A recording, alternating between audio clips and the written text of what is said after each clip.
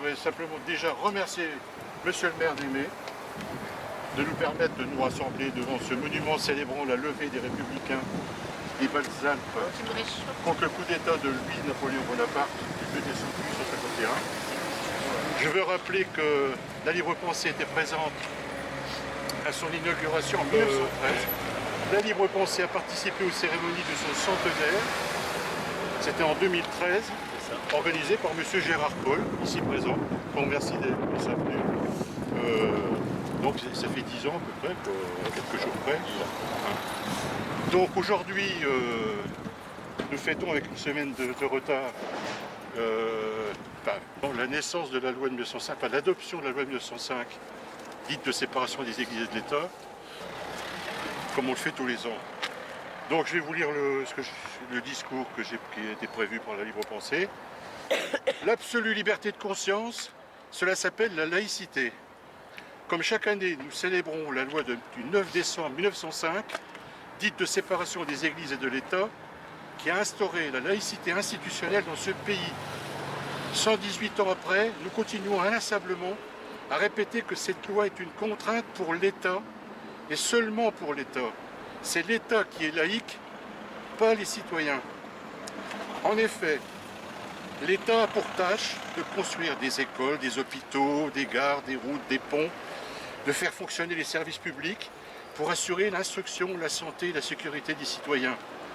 Le libre-penseur Victor Hugo disait d'ailleurs « Si la nature s'appelle Providence, la société doit s'appeler Prévoyance, et donc l'État Prévoyance, et non Providence comme on a l'habitude de dire, a autre chose à faire que de s'occuper des opinions de chaque citoyen. La République n'est ni catholique, ni juive, ni musulmane, ni protestante, ni athée, il faut bien le préciser, ni libre-penseuse. Elle n'a pas d'opinion dans la matière. La laïcité n'est pas une opinion, mais le droit d'en avoir une, affirmait Jean Massé, président de la Ligue des droits de l'homme. Non, c'est la Ligue de l'enseignement, pardon. Alors, y a-t-il une loi plus libertaire que cette loi de 1905 qui dit, article 1, la République assure la liberté de conscience, et elle enchaîne tout de suite en disant, elle garantit le libre exercice des cultes. L'article 2 précise, la République ne reconnaît, ne salarie, ne subventionne aucun culte. C'est la séparation. Victor Hugo disait, le libre-penseur Victor Hugo disait déjà, l'Église chez elle, l'État chez lui. Et comme ça, les choses devraient se passer correctement, se passer bien. Alors, comme l'avait proclamé la Commune de 1871, la première des libertés est la liberté absolue de conscience. Chacun a le droit de penser ce qu'il veut. Nul n'a le droit d'interdire la libre opinion de quelqu'un d'autre. Cette liberté de penser a pour corollaire immédiat la liberté d'expression, la liberté d'écrire, d'imprimer, de diffuser ses écrits. De ces libertés découle la liberté d'association, d'organisation et de manifestation.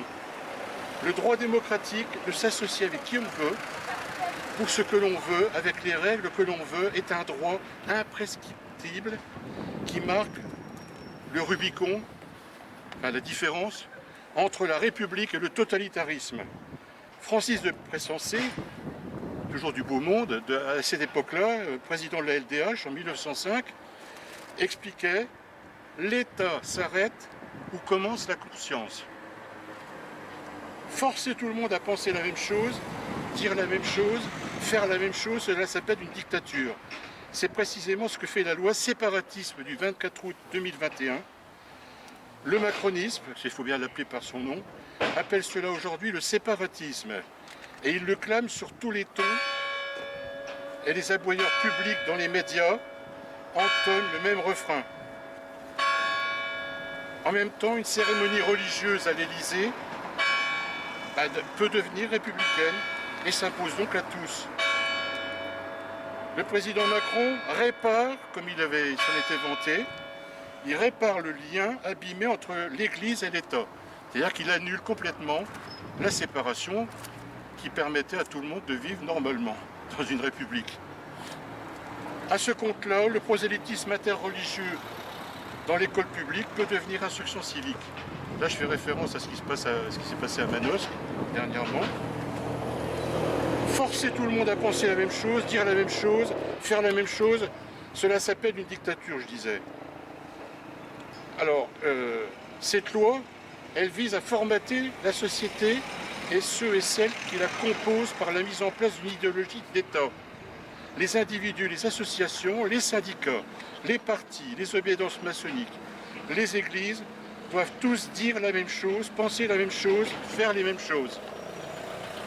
Ils appellent cela les valeurs de la République, que ces mêmes sont incapables de définir. Valeurs de la République. Peut-être qu'ils parlent des valeurs du CAC 40, je n'en sais rien. On fait marcher les jeunes au pas par le SNU, le Service National Unifié. On veut imposer le port de l'uniforme.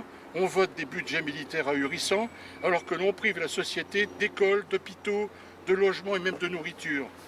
On veut rendre l'extase obligatoire devant le drapeau tricolore et la Marseillaise, dont les traces dans l'histoire furent quand même sanglantes et assassines. À une époque, on appelait cela le bourrage de crâne, pour amener les gens à la guerre que l'on veut rendre inévitable. On est en plein dedans aujourd'hui, malheureusement.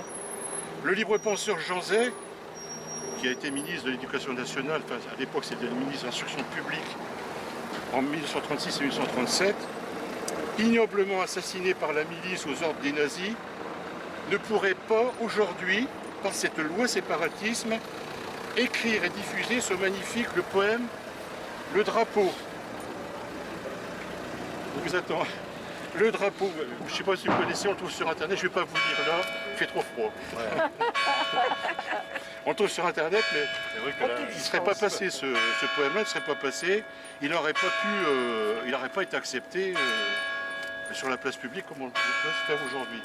La loi séparatisme est faite pour rééduquer tous les déviants, comme on le faisait naguère dans les camps des régimes totalitaires.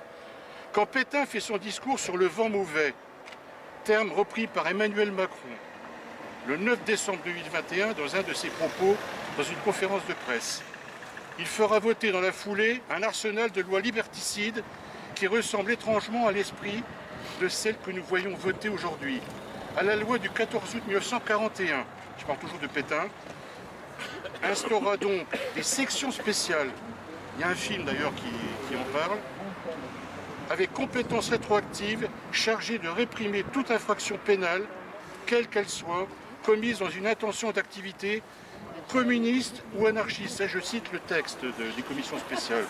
Communiste ou anarchiste. Leur domaine étant étendu à tous les résistants à l'époque et par les lois du 18 novembre 1942 et du 5 juin 1943. Voilà ce que c'est que le macronisme aujourd'hui. Il suffit de remplacer communiste par syndicaliste ou musulman. On retrouve la même logique de répression des idées et de la liberté d'expression. Où est la laïcité là-dedans? Elle a disparu. Dans le programme du CNR, le Conseil national de la résistance, adopté le 15 mars 1944, c'est très très important. On pouvait lire les revendications. L'établissement de la démocratie la plus large en rendant la parole au peuple français par le rétablissement du suffrage universel. La pleine liberté de pensée, de conscience et d'expression. La liberté de la presse, son honneur et son indépendance à l'égard de l'État, des puissances d'argent et des influences étrangères. La liberté d'association, de réunion et de manifestation. L'égalité absolue de tous les citoyens devant la loi. Le CNR rétablissait finalement ce qu'on avait souhaité, ce qu'on avait mis en place.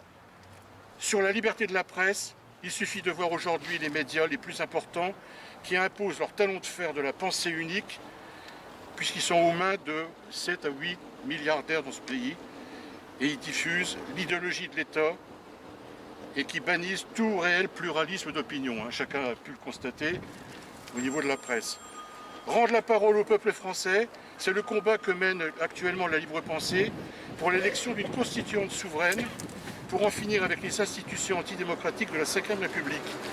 La pleine liberté de pensée, de conscience et d'expression, la liberté d'association, de réunion, de manifestation sont aujourd'hui gravement menacées par les lois sécurité globale et séparatisme de 2021, qui vise à imposer un carcan totalitaire à la société et à imposer une véritable idéologie d'État. Sont visés, et je terminerai par ça, la loi de 1901 sur la liberté d'association, puisque le contrôle gouvernemental et les exigences imposées sont exorbitants du droit commun associatif et remet en cause la liberté d'association et l'indépendance des associations par les menaces permanentes de dissolution.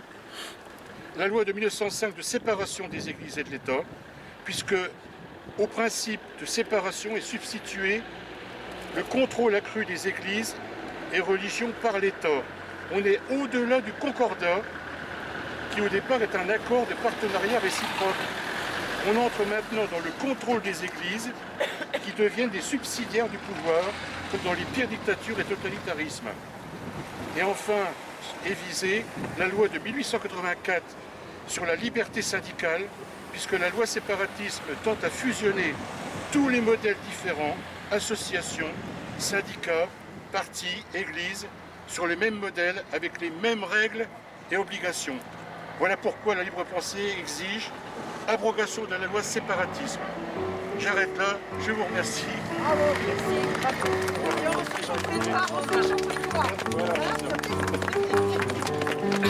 On vous remercie encore.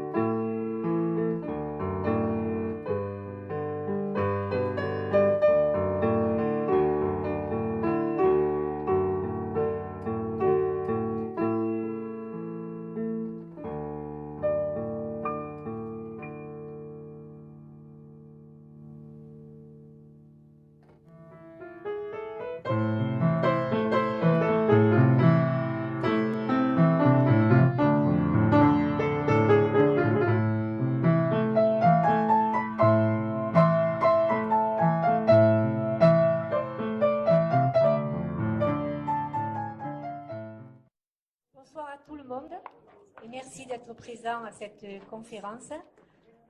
J'excuse Monsieur le maire qui est absent.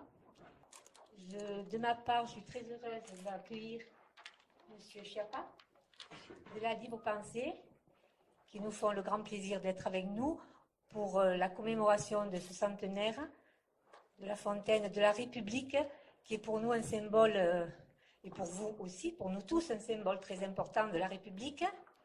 Je vous souhaite une bonne écoute. Je pense que nous apprendrons tous de très bons conseils de la part de la Libre Pensée. Merci.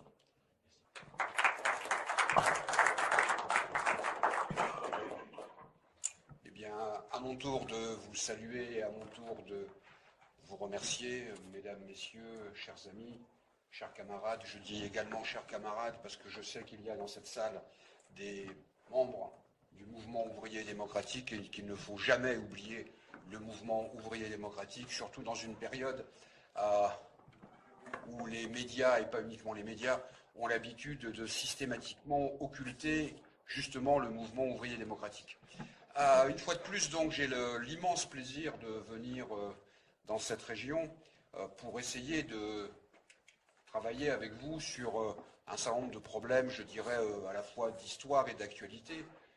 Et la question qui nous occupe aujourd'hui, qui va nous occuper aujourd'hui, du moins ce matin, c'est la Constitution de 1793, appelée Constitution de l'an 1. Et la question qu'il faut se poser, bien évidemment, c'est pourquoi s'interroger en 2013 sur la Constitution de 1793.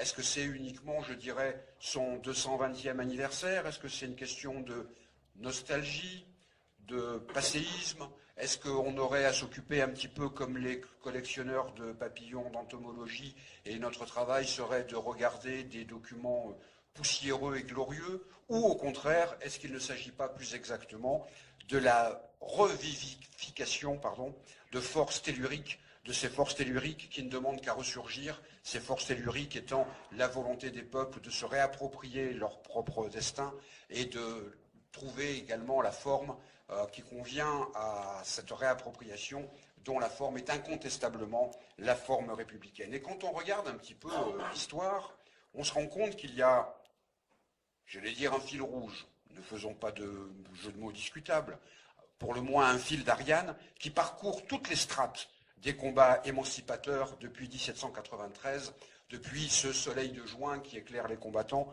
pour citer Jean Jaurès, que nous aurons l'occasion à plusieurs reprises d'évoquer dans cette discussion. Ça commence en 93, bien évidemment, mais ça se poursuit avec les Républicains de 1850, de 1851, et nous sommes ici réunis pour les saluer, les évoquer, et, comment dirais-je, prendre appui sur leur combat pour nos combats actuels.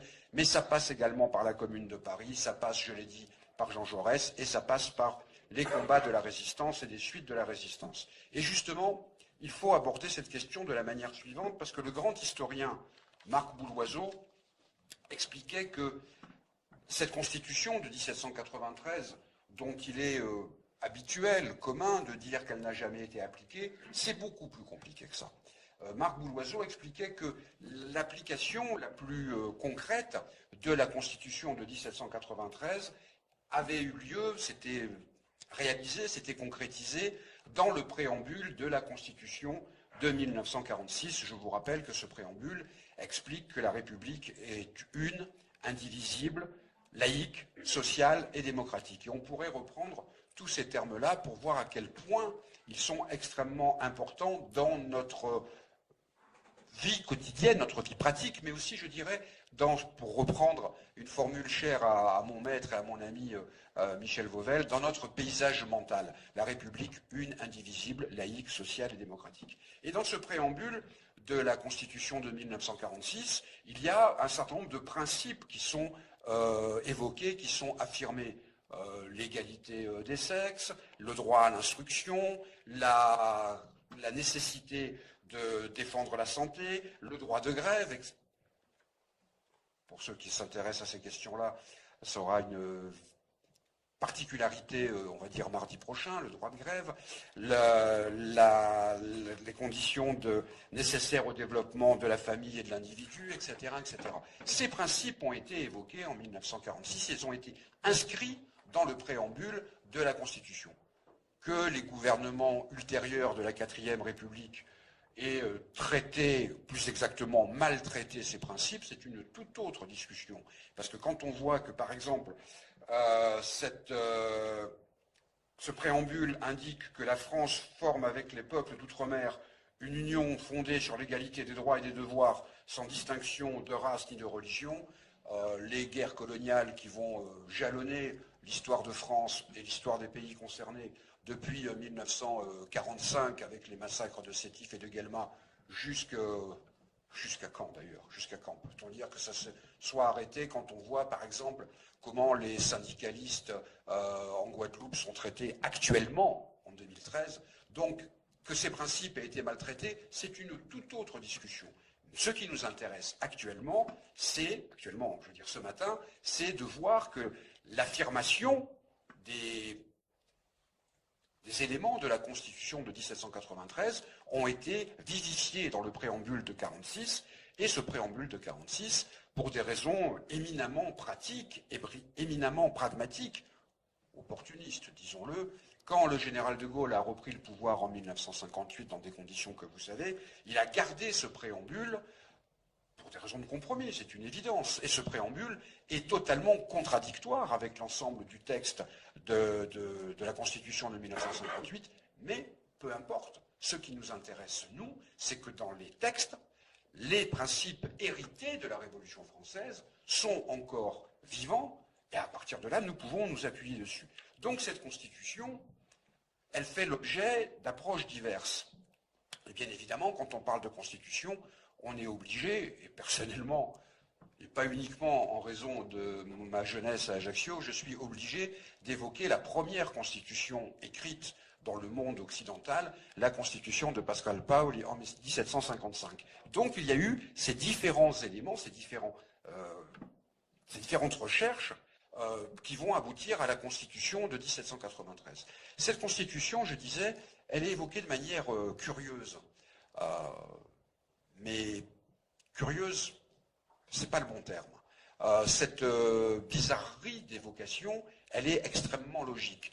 Quand le hors-série du Monde de juin et juillet 2009 avait évoqué un hors-série sur la Révolution française, ils avaient consacré quelques lignes, et quelques lignes seulement, à la déclaration de 93. Tout au contraire, les républicains que nous sommes s'arc-boutent sur ce texte. On peut dire que, par exemple, les insurrections populaires des sans-culottes de 1795 avaient comme mot d'ordre, deux mots d'ordre, du pain et la Constitution de l'an 1, la Constitution de 1793.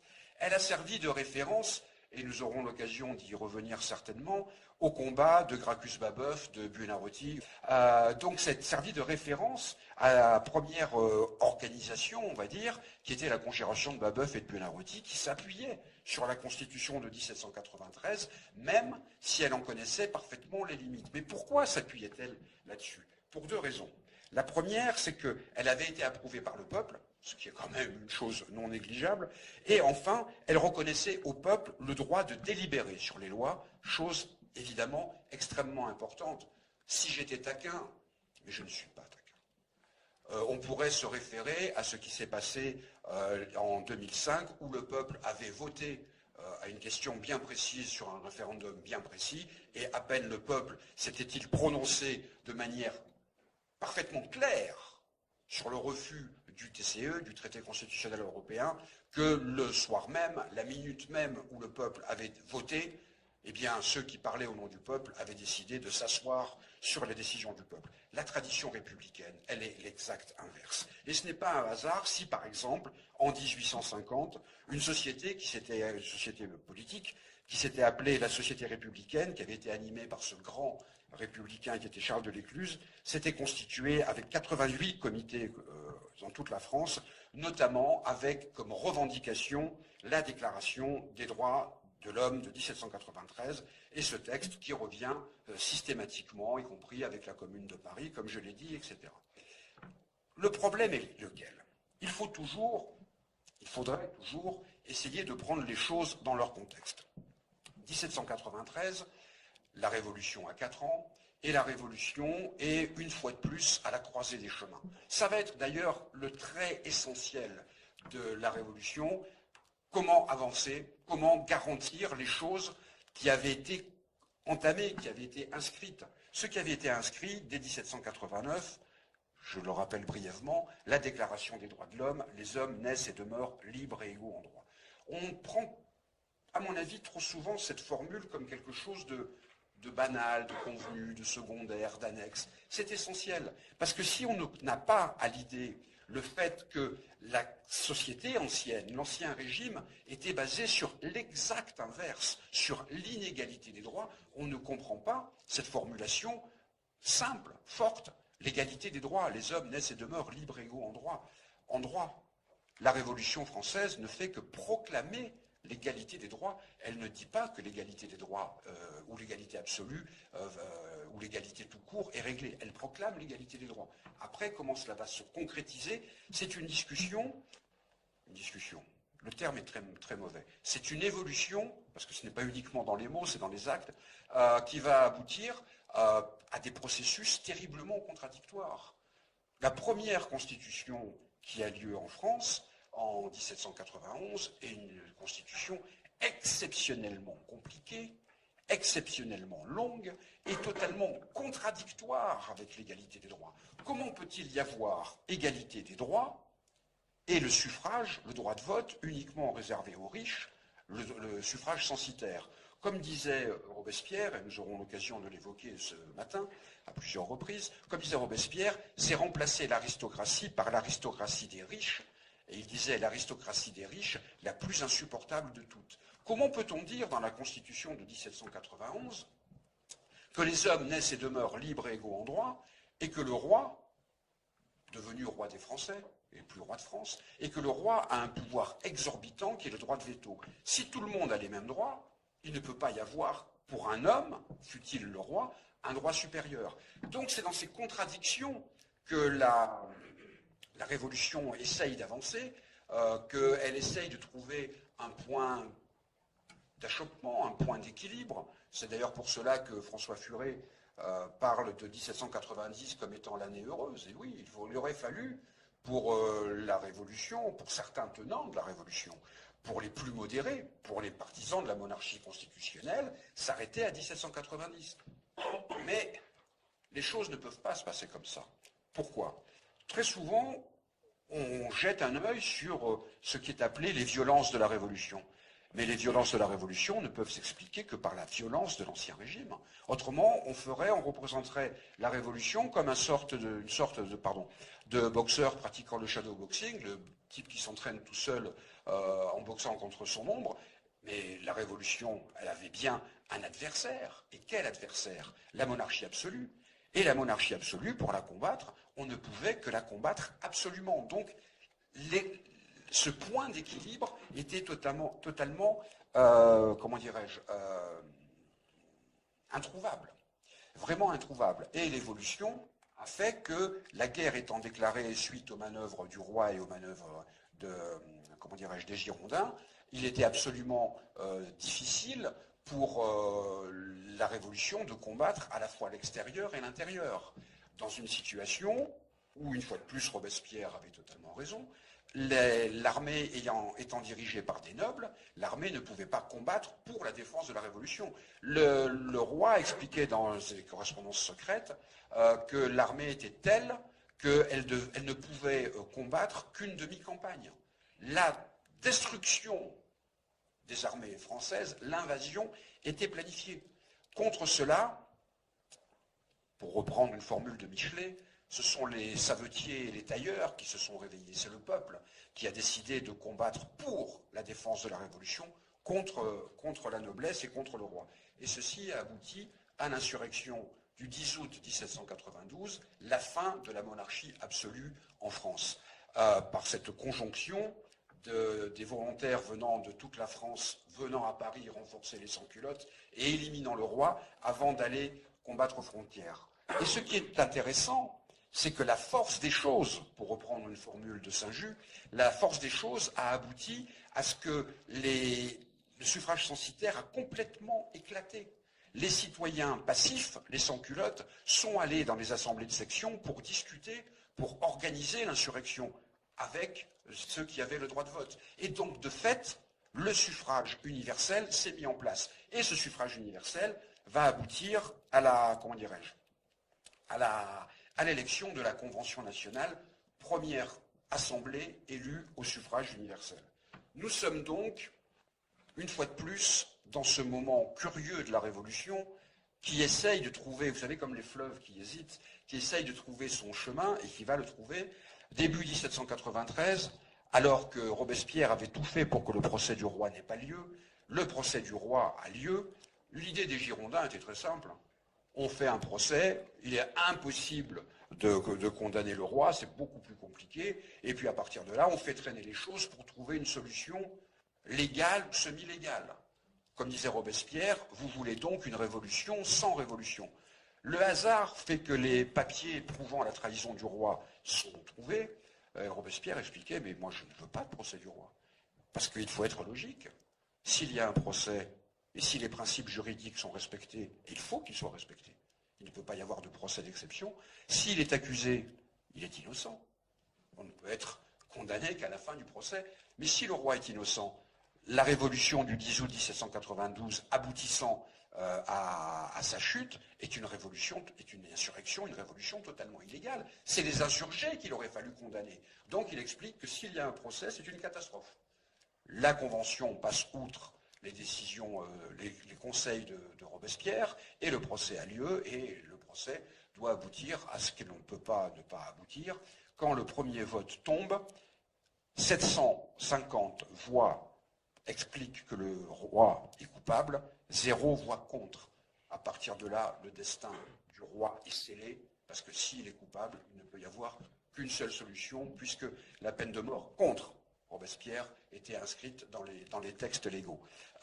Toutes les manœuvres des Girondins ne servent à rien. L'accusation de dictature, l'appel au peuple, tout ce qu'on veut pour gagner du temps, pour diviser l'Assemblée Danton a cette formule remarquable, comme très souvent.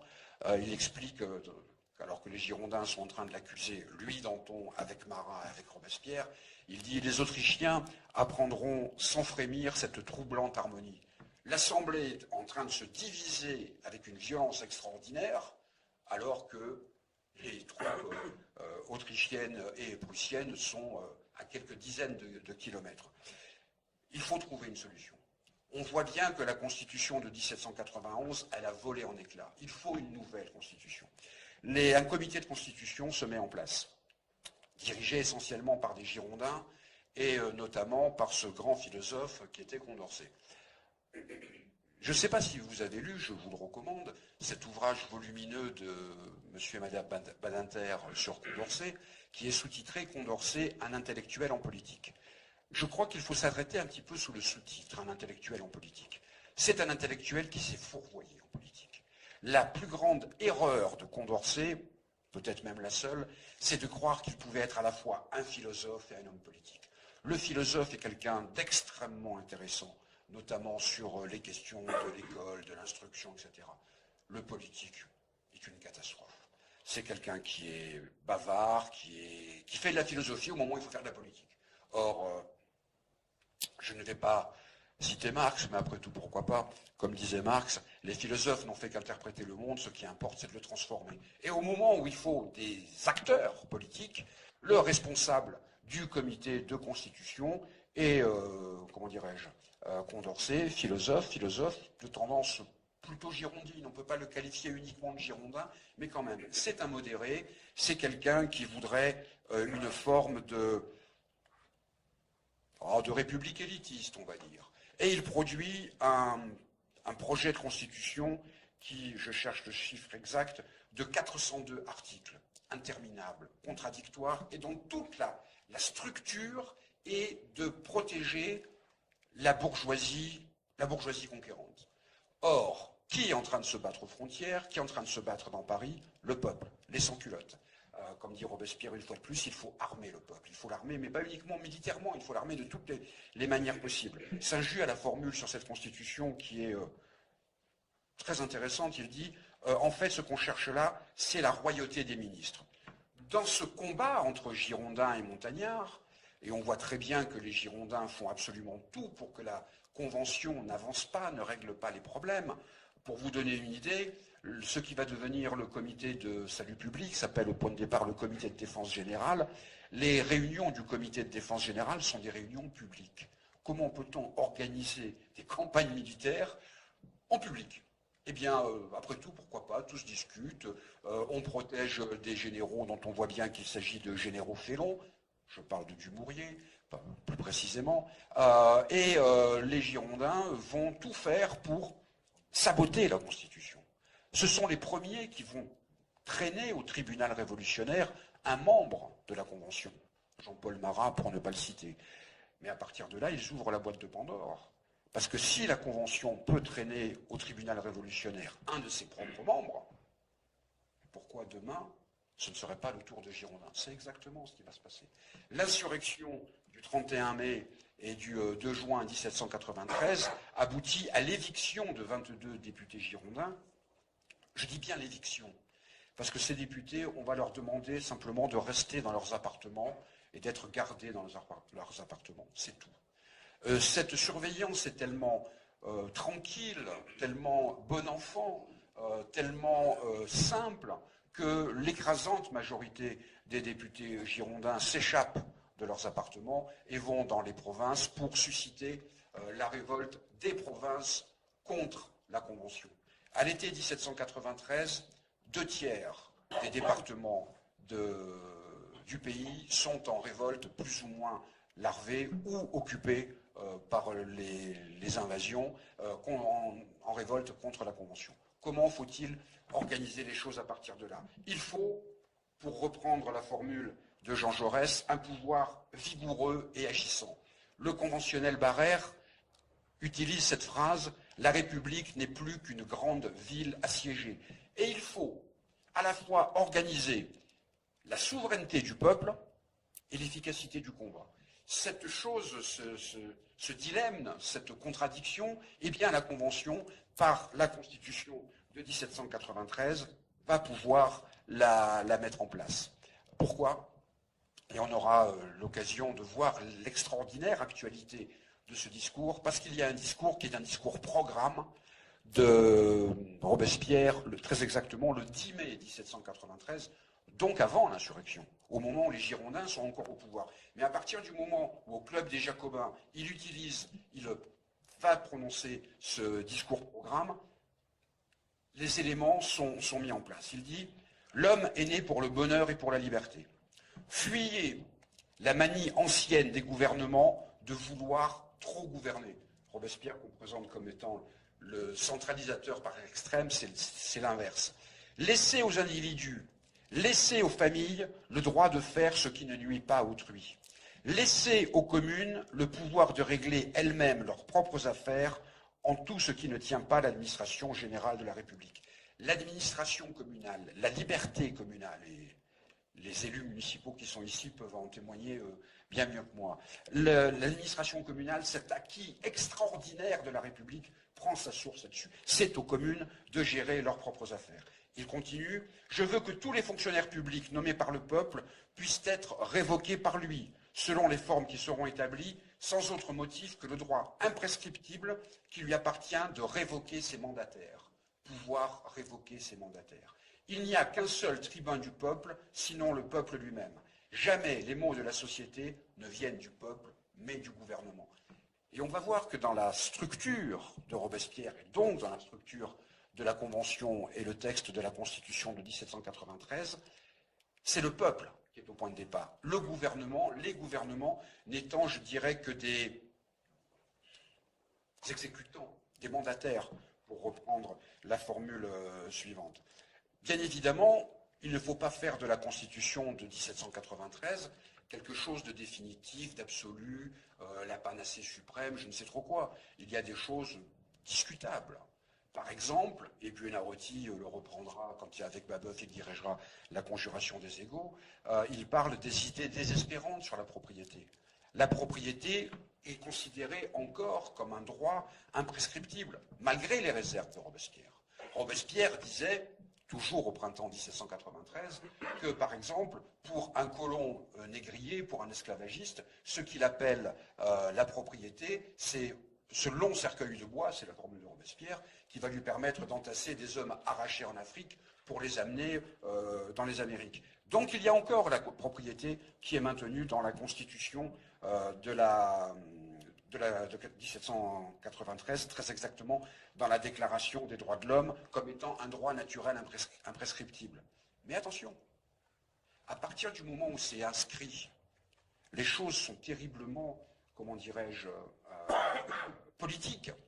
Si la propriété est définie par la loi, une autre loi peut définir ces choses-là. La Constitution de 1793, je dirais, ne fait que donner le... Enfin, ne fait que. C'est le point de départ, mais il faut toujours un point de départ. Permet d'avoir le cadre politique qui va permettre de régler l'ensemble des problèmes. Il revient, cette déclaration revient sur le libre exercice des cultes. C'est extrêmement important, puisque juste... Même en 1789, la Déclaration des droits de 1789 ne parlait pas de libre exercice des cultes. Elle disait « Nul ne peut être inquiété pour ses opinions, même religieuses ». Le libre exercice des cultes montre bien que le divorce entre l'Église catholique et la France en Révolution est totalement comment dirais-je, assumé, totalement établi. L'article 22 revient sur l'instruction qui est le besoin de tous. La société doit favoriser de tout son pouvoir les progrès de la raison publique et mettre l'instruction à la portée de tous les citoyens. Mettre l'instruction à la portée de tous les citoyens. Figurez-vous que je suis enseignant au collège, comme ça. Cette année, dans les classes de 6e de mon petit collège de Créteil, les classes de 6e sont à 31 élèves. Comment peut-on assurer l'instruction à la portée de tous les citoyens quand mes collègues, je n'ai pas de classe de 6e, quand mes collègues doivent faire cours à 31 élèves? C'est absolument impossible. Par exemple, pour les postes de technologie ou d'autres matières, il y a 15 postes. Qu'est-ce qu'on fait du 31e élève? l'instruction à la portée de tous. C'est une formule de 1793, mais je crois que c'est une formule totalement historique, totalement définitive. La Constitution, elle est donc votée par le peuple, par tous les départements.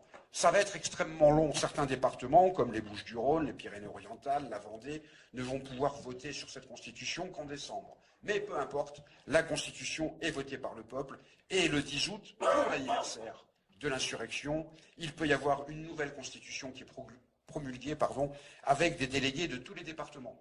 Ça aussi, c'est une tradition de la République. Depuis la fête de la Fédération, on envoie régulièrement des délégués de tous les départements pour, concrétiser symboliquement, mais tout est symbole, concrétiser symboliquement l'unité de la nation. On ne va pas revenir sur tous les articles, ce serait fastidieux, même s'il n'y en a que 122, à la différence de la Constitution de Condorcet qui en avait plus de 400, mais arrêtons-nous sur l'article 1er de la Déclaration des droits de l'homme de 93. Le but de la société est le bonheur commun. C'est une formule d'ailleurs que Babeuf va reprendre en jouant un petit peu sur les mots, puisque pour lui le bonheur commun, ça veut dire l'abrogation de la propriété privée, ça veut dire la mise en commun de toutes les propriétés, ce qu'on va appeler par la suite le communisme. Le but de la société est le bonheur commun. Cette phrase, qui est aussi peut nous sembler banale pour nous en 2013, elle est révolutionnaire dans tous les sens du terme. Parce que si le but de la société, c'est le bonheur commun, le bonheur, on ne va pas l'attendre dans l'au-delà. Le bonheur n'est pas quelque chose d'hypothétique promis par une religion ou par un culte quel qu'il soit. Le bonheur, je dirais, c'est l'affaire de maintenant, c'est l'affaire de l'organisation de la société. Ce n'est pas l'au-delà. Et quand on parle d'au-delà, je pense toujours à cette phrase de Francis Blanche que j'aime vraiment beaucoup, quand il dit à l'au-delà, je préfère le vin d'ici à l'au-delà.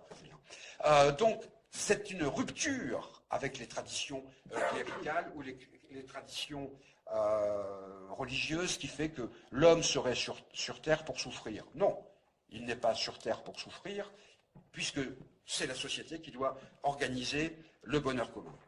L'article 25 de cette déclaration précise « La souveraineté réside dans le peuple, elle est une, indivisible, imprescriptible et inaliénable. » Une, ça veut dire que cette volonté ne peut pas se diviser. Indivisible, ça revient un peu à la même chose. Imprescriptible, on ne peut pas supprimer la souveraineté du peuple. Là, tout le monde pense à ce qui s'est passé en 2005 et au référendum.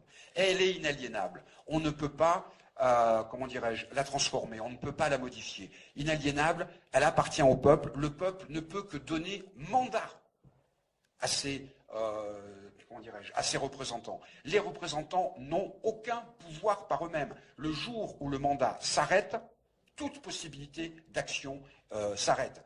Toute possibilité de représentation s'arrête. C'est le peuple qui est à la base de tous les pouvoirs. L'article 32 reconnaît le droit de pétition, et c'est très curieux. Enfin, très curieux. Je devrais arrêter d'utiliser le mot curieux, d'ailleurs. Cet article 32 précise il y a le droit de présenter des pétitions aux dépositaires de l'autorité publique qui ne peut en aucun cas être interdit, suspendu ni limité. Je vous fais une confidence. Une révolution qui a éclaté dans un pays assez proche, il n'y a pas très longtemps, 1974 au Portugal, qu'on a appelé la révolution des œillets. C'est assez curieux d'appeler toujours les révolutions par des noms bizarres. En Tunisie, c'est la révolution du jasmin. Au Portugal, la révolution des œillets. C'est comme si le mot révolution faisait peur. Il faut à tout prix l'atténuer en le couvrant de fleurs ou de végétaux différents. Donc cette révolution de 1974 au Portugal, quand ils ont été amenés à rédiger une nouvelle constitution, les rédacteurs ont regardé les textes constitutionnels qui existaient. Et pour une part non négligeable, ils se sont inspirés de la Constitution de 1793. Par exemple, dans la Constitution portugaise, il y a une obligation pour le Parlement de lire toutes les pétitions qui lui sont présentées. Ce qui explique d'ailleurs, dans les très grandes difficultés que, un certain nombre de pays, de peuples, plus que de pays, rencontrent, le Portugal, la Grèce et bien d'autres, la place du Parlement par rapport au pouvoir politique, par rapport à la situation politique au Portugal est aussi importante que ça, parce que le Parlement, les représentants du peuple, sont encore considérés, quelle que soit leur opinion politique, c'est une autre discussion ça, comme étant les mandataires du peuple, et ils sont obligés de lire toutes les pétitions, y compris, comment dirais-je, y compris venant de l'étranger. C'est une garantie démocratique. Le Parlement est à l'écoute du peuple. Quand on lit les procès-verbaux de la Convention, c'est toujours intéressant. Ça commence toujours par la lecture des pétitions, alors parfois même de poèmes qui sont venus, qui sont récités en hommage à la Convention. Certains sont de grande qualité, comment dirais-je? Certains sont de grande qualité. D'autres, je me mets à la place des conventionnels qui ont dû entendre un certain nombre de platitudes rimées, mais enfin c'est comme ça fait partie des obligations démocratiques. De la même manière, les articles 39 et 40 précisent que le corps législatif est indivisible et permanent. Sa session est d'un an. L'Assemblée se réunit une année complète. Ce n'est pas comme nous voyons la session d'automne, la session de printemps, et qui dirige quand le Parlement n'est pas comment dirais-je, n'est pas réuni, ça peut être n'importe quoi. Là, c'est la base, c'est la Convention. C'est la Convention qui, par la Constitution, cette Constitution, va réunir le pouvoir législatif, le pouvoir exécutif et même, d'un certain point de vue, le pouvoir judiciaire. Il rappelle l'article 4, très intéressant l'article 4, sur la citoyenneté. Tout homme né et domicilié en France, âgé de 21 ans accomplis, tout étranger âgé de 21 ans accomplis qui, domicilié en France depuis une année, y vit de son travail, ou acquiert une propriété, ou épouse une Française, ou adopte un enfant, ou nourrit un vieillard, tout étranger, enfin, qui sera jugé par le corps législatif avoir bien mérité de l'humanité, est admis à l'exercice des droits de citoyen français. La conception de citoyen français, c'est formidable, c'est même émouvant, parce que le citoyen français est obligatoirement quelqu'un qui est généreux. Donc quelqu'un qui nourrit un vieillard est obligatoirement, ou qui adopte un enfant, est obligatoirement citoyen français. Je ne vais pas être cruel, mais il y a un certain nombre de discours xénophobes, honteux, contradictoires avec la tradition de la République française, qui sont tenus malheureusement d'un peu partout dans ce pays, et y compris à des postes de responsabilité. Bien évidemment, nous sommes obligés de citer l'article 35, qui est connu à juste titre, qui termine la Déclaration des droits. Quand le gouvernement viole les droits du peuple, l'insurrection est pour le peuple et pour chaque portion du peuple le plus sacré des droits et le plus indispensable des devoirs. C'est une formule sur laquelle il faut s'arrêter, parce que c'est quand même extraordinaire. Voilà un gouvernement qui prévoit sa propre subversion. C'est-à-dire que ce gouvernement qui est au pouvoir par une insurrection, écrit lui-même, cette convention écrit elle-même que l'insurrection peut être considérée comme quelque chose, comme un droit et comme un devoir. Mais attention, c'est à la fois politiquement quelque chose d'extrêmement avancé, mais c'est aussi, et c'est surtout, la justification de l'insurrection du 10 août 1792. La Convention n'oublie jamais qu'elle est venue au pouvoir par une insurrection. À partir de là, est-ce que tout est réglé avec ce texte? Bien évidemment non, mais le cadre est donné. C'est le point de départ qui permet de régler un certain nombre de problèmes, de régler tous les problèmes. Est-ce qu'on peut dire, cette Constitution, comme vous le savez, elle n'a jamais été appliquée? Elle a été mise le 5 septembre 1793 dans une arche de bois, qui était une arche sacrée, à juste titre, mais pour des raisons de guerre civile, de guerre étrangère, elle ne pouvait pas être appliquée. La question qui se pose, qui est une question, je dirais, un peu curieuse pour les historiens, est-ce qu'elle était applicable? Elle n'a pas été appliquée. La question de savoir si elle était applicable est une question sans réponse.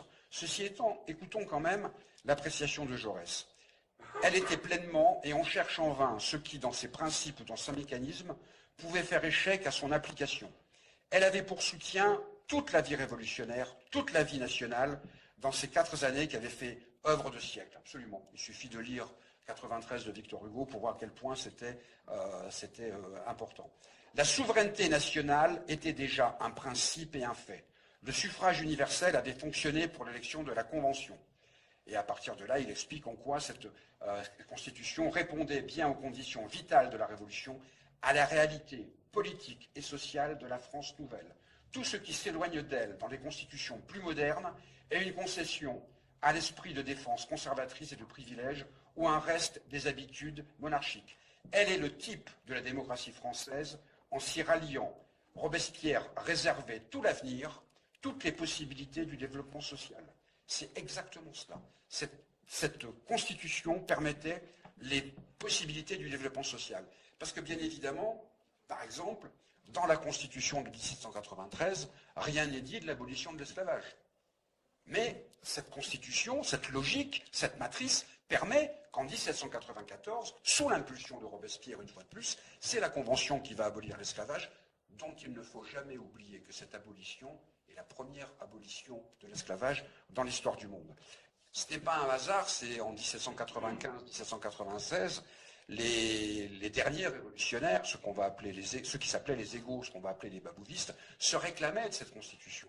Oh certes, pour reprendre la formule de Buonarroti, on regrette d'y trouver des vieilles, désespérantes idées sur le droit de propriété, mais il dit que c'est secondaire, il dit « Quoi qu'il en soit, il n'est pas moins que le droit de délibérer sur les lois attribuées au peuple, la soumission des mandataires du peuple à ses ordres, la presque unanimité des voix à laquelle la Constitution fut acceptée, la firent regarder à juste titre comme le palladium, le point le plus important, de la liberté française. » Et c'est pour ça qu'il y a cette tradition.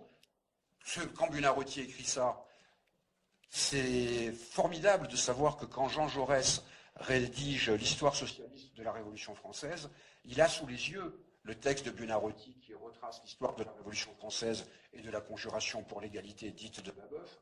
Et Jaurès, à un moment, a une longue envolée formidable, comme toujours chez Jaurès, dans lequel il rend hommage à Robespierre. Il se termine par la phrase bien connue « C'est à côté de Robespierre que je vais m'asseoir à la tribune des Jacobins ». Il prend sa responsabilité, lui, Jean Jaurès, le patron, si vous me permettez le terme, du socialisme français. Il se revendique de la continuité Robespierre-Jaurès, en passant par Buonarroti. Et c'est cette continuité qu'on va retrouver à différentes reprises, qu'on va retrouver bien évidemment au XIXe siècle avec les républicains insurgés de 1851, avec les communards de 1871, avec le mouvement ouvrier démocratique que j'ai évoqué au début de mon intervention. Comment les choses vont-elles se dérouler par la suite? Eh bien, j'ai cité Victor Hugo, c'est une chose très simple. L'avenir, Victor Hugo disait, l'avenir est un fantôme aux mains vides qui n'a rien et promet tout. Comment le peuple français va-t-il se réapproprier les traditions de la Constitution de 1793? Va-t-il se réapproprier les traditions républicaines? Va-t-il reprendre son destin en main au moment où, tout le monde le sait, ce n'est plus au Parlement en France que les lois sont décidées? Dans le meilleur des cas, c'est le Fonds monétaire international ou l'Union européenne qui dicte ces lois et que le peuple français n'a absolument plus son mot à dire. Il le dira à un moment. C'est une certitude. Quand, comment, où, personne ne le sait. Mais ce que nous pouvons savoir, ce qui doit être, je dirais, à la fois notre certitude et notre espérance, c'est qu'il y a un avenir à la République. Il y a un avenir à la République. Et franchement, je crois qu'on ne peut terminer que par ces mots. La République, c'est l'avenir. Je vous remercie infiniment de votre patience.